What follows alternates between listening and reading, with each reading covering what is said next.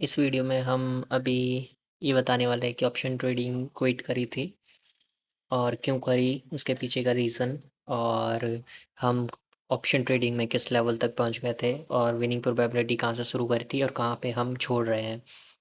यहाँ पर वो डेटा है जब मैंने स्टार्टिंग में ऑप्शन ट्रेडिंग करी थी और कितने दिन ट्रेड करा था। यहाँ पर प्रूफ है कि 18% विनिंग प्रोबेबिलिटी थी स्टार्टिंग में, और उसके बाद धीरे-धीरे हमने अपने आप को अपग्रेड कर रहे थे और चीज़ें सीख रहे थे। तो उसमें हम नेक्स्ट लेवल पे कहाँ पे गए, उसके बाद विनिंग प्रोबेबिलिटी 40% पर पहुँच गई थी अपग्रेड करते-करते। उसके बाद भी 40% पर ही विनिंग प्रोबेबिलिटी थी। फिर कहीं जाके वो 50% पर पहुँची और 50 के बाद हम अपग्रेड करते-करते उसके 56% पर पहुँचे। ये यहाँ पर विनिंग स्ट्रीक है कि लगातार 5 हफ्तों में से हम 3 हफ्ते पॉजिटिव में रहे थे, जिसमें से कुछ पीएनएल नेगेटिव में थे, वो भी माइनर से। यहाँ पर वो डेटा है जिसमें हमने ईयरली मैंने 110 ट्रेड मारी थी। ये मेरा पर्सनल अकाउंट था और इसमें सबसे कम ट्रेड होती। एक्चुअल अकाउंट में आयुष का था, जो मेरा दोस्त था। उसके अकाउंट में ही सबसे ज़्यादा ट्रेड ली गई है और सबसे ज़्यादा विनिंग प्रोबेबिलिटी भी उसी में ही है। ये तो एक माइनर अकाउंट है जिसमें छोटा-मोटा ट्रेड किया गया था, और इसमें ये सबसे छोटी ट्रेड है 110। फिर विनिंग प्रोबेबिलिटी मेरी बढ़कर 67% पे पहुंच गई थी और लास्ट में मैं पहुंचा हूँ 69% पर। ये सारा डेटा है कि कहाँ पर जाके हमने रोका है। अब यहाँ से मेन बात ये है कि हमने यहाँ पर क्यों रोका और क्या-क्या चीज़ें हैं जो आप इम्प्रूव कर सकते हो या करोगे। आपको करनी हो तो कर सकते हो, क्या पता है वीडियो आई होप जो आपको नेक्स्ट लेवल पे लेके जाए। इसमें कितने सारे लेवल आपको पार करने पड़ेंगे, क्या-क्या चीज़ें हैं, वो सारी चीज़ें अपलोडेड है कि आपके पास कौन-सी प्रॉब्लम के बाद क्या चीज़ें आपको सीखनी पड़ेगी, क्या-क्या चीज़ें आप सीखते हो। ये कोई एक फ्लेक्स वीडियो नहीं है कि शो ऑफ कर दिया। दरअसल ये इसलिए है कि आपको कितने लेवल तक आपको जाना पड़ेगा, क्या चीज़ें सीखनी पड़ेंगी, और अगर आपने कोई चीज़ सीख ली और आप सोचो आपकी बराबरी कोई नहीं सकता, तो आपको पता चलेगा धीरे-धीरे कि नेक्स्ट लेवल कौन-सा उससे भी ज़्यादा बड़ा है, और उसका नेक्स्ट लेवल उससे भी ज़्यादा बड़ा है, उससे भी ज़्यादा बड़ा आते-आते प्रॉब्लम आपको समझ में आ जाएगी कि कौन-सी चीज़ें वो सब चीज़ आपको इम्पैक्ट करती हैं, और यहाँ पर जितनी भी डेटा है वो सारी चीज़ें आपके प्रॉफ़िट्स को इम्पैक्ट करेगी। तो आइए इसे शुरू करते हैं। इसको जानते हैं एक स्टोरी के थ्रू। जब भी कोई भी न्यू आता है मार्केट में, तो वो या तो कॉल ऑप्शन बाय करता है या फिर पुट ऑप्शन, और वो ये सब एक टेक्निकल एनालिसिस के थ्रू करता है, छोटा-मोटा टेक्निकल जानकर।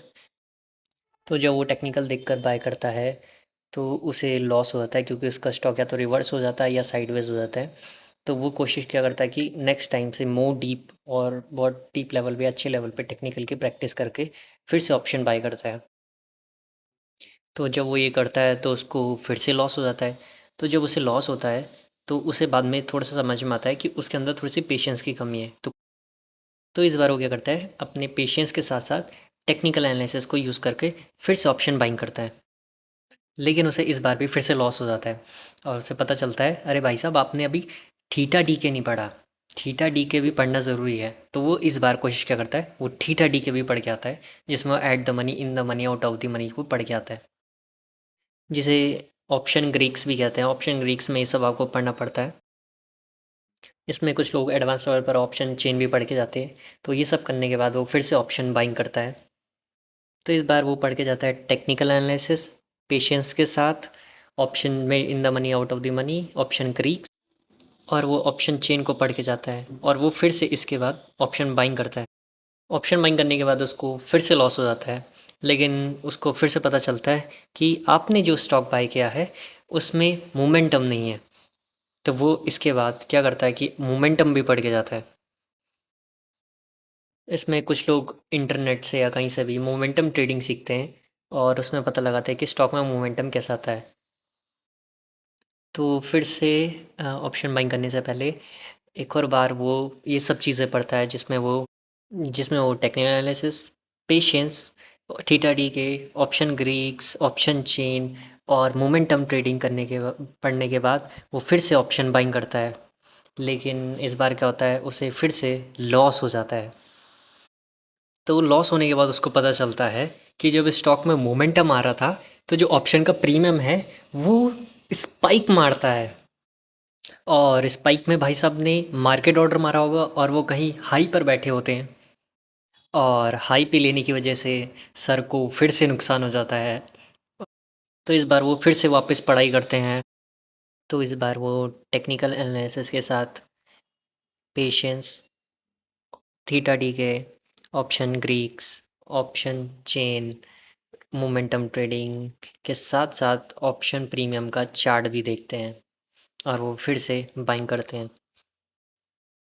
लेकिन इस बार भी उनको लॉस हो जाता है और उनको पता चलता है कि ऑप्शन की एक्सपायरी पास में आ गई थी, जिस वजह से उनको लॉस लग गया। तो इस बार वो ऑप्शन एक्सपायरी को भी ध्यान में रखकर फिर से कोशिश करते हैं। तो इस बार बाइंग करने से पहले वो टेक्निकल एनालिसिस के साथ-साथ अपने पेशेंस को ध्यान रखकर थीटा डीके ना लगे, उसके लिए ऑप्शन ग्रीक पढ़कर, ऑप्शन चेन पढ़कर, मोमेंटम ट्रेडिंग सीखकर और ऑप्शन के प्रीमियम के चार्ट को देखकर और ऑप्शन एक्सपायरी को ध्यान में रखकर फिर से बाइंग करते हैं। तो अफ़सोस सर को फिर से लॉस हो जाता है। तो इस बार उनको रीज़न पता चलता है, या तो उन्होंने इंडेक्स में बाइंग करी हुई है स्टॉक में, और स्टॉक में हो चुका है सेक्टर रोटेट। जिनको नहीं पता सेक्टर रोटेट क्या होता है, उन्हें छोटा-सा बता देता हूँ कि हर वीक या हर मंथ अलग-अलग सेक्टर चलते हैं और उन सेक्टर के अलग-अलग स्टॉक चलते हैं। तो इस बार उनको रीज़न पता होने के कारण, तो इस बार वो क्या करते हैं, सेक्टर रोटेशन भी पढ़ते हैं। तो ये सब चीज़ें एक बार वो फिर से कोशिश करते हैं। तो वो फिर से कोशिश करते हैं और इस बार वो पढ़ के जाते हैं technical analysis plus patience plus theta DK plus option Greeks plus option chain plus momentum trading plus of premium का चार्ट प्लस एक्सपायरी और सेक्टर रोटेशन। तो इस बार वो ये सब पढ़कर फिर से बाइंग करते हैं।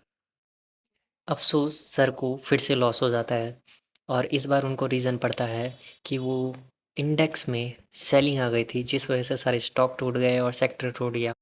तो इस बार रीज़न पता होने के बाद वो पूरी हिम्मत जुटाते हैं और एक बार फिर से वो कोशिश करते हैं और इस बार वो technical analysis plus patience plus theta DK plus option Greeks plus option chain plus momentum trading plus premium का चार्ट देखकर प्लस एक्सपायरी को ध्यान में रखकर, सेक्टर रोटेशन को ध्यान में रखकर और वो इंडेक्स को भी देखते हैं और वो फिर से ऑप्शन बाइंग करते हैं। तो वो बाइंग कर पोजीशन ले जाए होते हैं और इस बार उनको लॉस हो जाता है और इस बार उनको पता चलता है कि ग्लोबल मार्केट क्या होता है, एसजीएक्स निफ्टी क्या होती है और उन्हें पता चलता है क्यों बड़े बुजुर्ग कह गए हैं कि ओवरनाइट पोजीशन नहीं ले जानी चाहिए। तो सर को फिर से लॉस हो जाता है, तो इस बार वो बहुत हिम्मत जुटाकर, बहुत टाइम रेस्ट लेकर, रिकवरी कर वो फिर से कोशिश करते हैं एक बार और। तो फिर से हिम्मत करके technical analysis plus patience plus time डीटे plus option Greek plus option chain plus momentum trading plus option का प्रीमियम का चार्ट, एक्सपायरी देखकर, सेक्टर रोटेशन देखकर, इंडेक्स देखकर, ग्लोबल मार्केट देखकर वो फिर से वो ऑप्शन बाइंग करते हैं। तो इस बार वो गुड फ्राइडे बोलकर ऑप्शन बाइंग करते हैं और चले जाते हैं और उनको पता चलता है फ्राइडे 3:30 बजे से मंडे 9:15 तक वर्ल्ड में कहीं वॉर शुरू हो गई है और वॉर स्टार्ट होने के कारण आपको फिर से लॉस हो जाता है और इतने लॉस देखने के बाद, हिम्मत टूटने के बाद, कई बार ट्राई करने के बाद आपको फिर से लॉस होता है और आप फिर भी जैसे तैसे करके फिर से हिम्मत जुटाकर फिर से ट्राई करते हो और इस बार फिर से सीख के आते हैं। तो फिर से आप शुरुआत करते हैं और सीख ध्यान में रखकर technical analysis, patience plus theta decay plus option Greek plus option chain plus momentum trading plus premium का चार्ट, एक्सपायरी को ध्यान में रखकर, सेक्टर रोटेशन को ध्यान में रखकर, निफ्टी 50 को ध्यान में रखकर, ग्लोबल मार्केट को और वॉर को ठंडा होने के लिए या कुछ टाइम वेट कर आप फिर से बाइंग करते हैं। लेकिन इस बार भी आपको फिर से लॉस हो जाता है और इस बार आपको रीज़न पता चलता है कि कैसे कमोडिटी मार्केट इंडियन मार्केट का कोरिलेशन है इकोनॉमिक्स में, क्रूड ऑयल और इकोनॉमी का क्या कोरिलेशन है। ये सारी कोरिलेशंस आपस में लिंक होती है पूरी इकोनॉमी और क्रूड ऑयल वगैरह। तो आपको धीरे-धीरे समझ में आ रहा होगा कि कैसे-कैसे ऑप्शन ट्रेडिंग हार्ड क्यों होती है, ऐसे आपको लॉसेस क्यों होते हैं या आपको कितनी चीज़ें सीखनी अभी बाकी है। वीडियो लंबी ना हो इसलिए मैं उसके कुछ टॉपिक्स आपको बता देता हूँ, जिन वजह से आपको और लॉस हो सकता है या ये चीज़ों को भी आपको कवर करना पड़ेगा या समझना पड़ेगा। तो वो टॉपिक इस प्रकार है। तो ये टॉपिक ये हैं जिस वजह से आपको लॉस हो सकता है, जैसे कि फेक ब्रेकआउट में आपने एंट्री ले ली तो आपको लॉस हो जाएगा, प्रॉफिट बुकिंग आ गई तो लॉस हो गया, गवर्नमेंट के किसी सेक्टर से टैक्सेस रिलेटेड न्यूज़ आ जाती है तो भी उस सेक्टर के स्टॉक्स वगैरह सब टूट जाते हैं तो लॉस हो जाता है। टीटाडी के कारण, ऑपरेटर के कारण, कई बार आप ग्रीड लालच करने लगते हो तो भी लॉस होता है, कई बार आप डर जाते हो जल्दी ट्रेड नहीं लेते हो या डर जाते हो तो भी आपको भी एक डायरेक्टली लॉस ही होता है। फोम हो जाता है, फियर ऑफ मिसिंग, तो आप जल्दी ले लेते हो जिस वजह से आपको लॉस हो जाता है।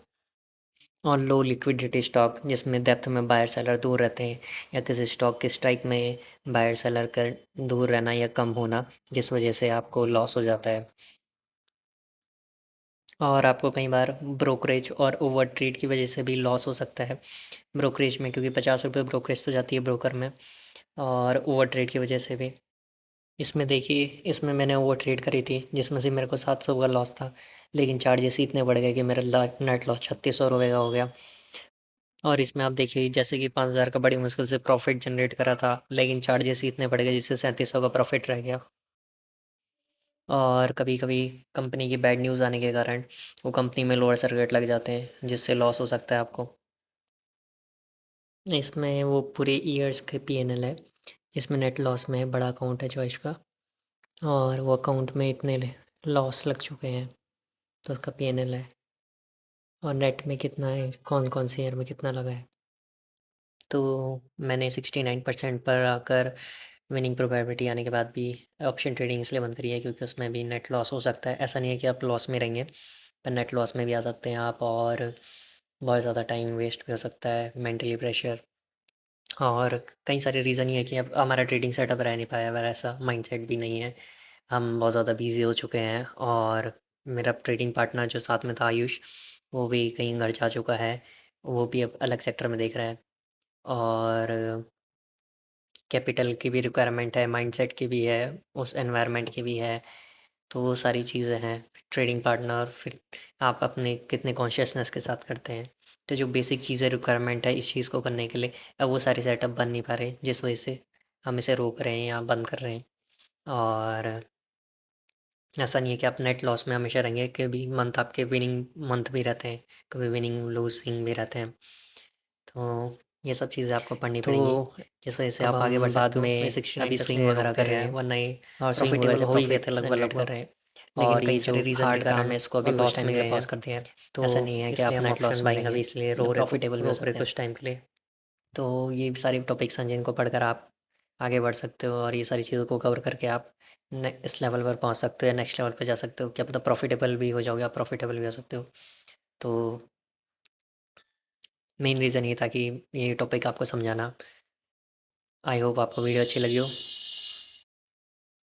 आप वीडियो को लाइक करिए, सब्सक्राइब करिए, और चैनल को फॉलो भी कर सकते हैं अगर आपको वीडियो अच्छी लगी है।